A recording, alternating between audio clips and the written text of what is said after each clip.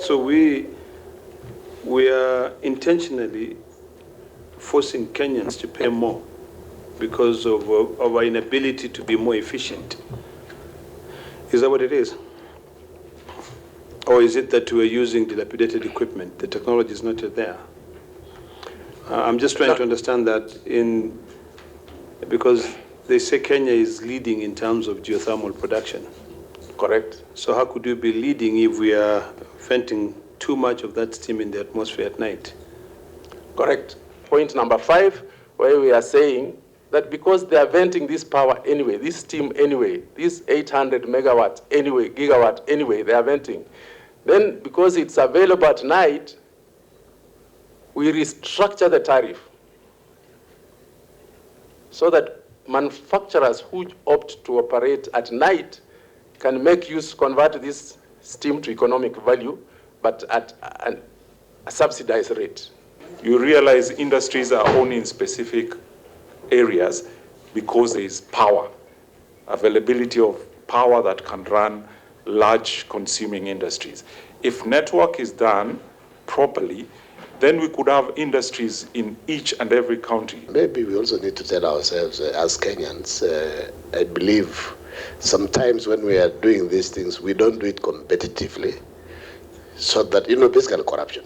Recently, we had an announcement from our new Minister for Energy, Award Adani, and he said that the government has taken steps to stabilize transmission of power, so we should expect less of these blackouts. And he said that they are going to support the Adani deal with Ketracco.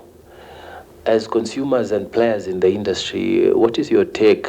The only thing that we need to really be very careful about is that this process, the structure, the mechanics of working at it is clear so that we get value for money.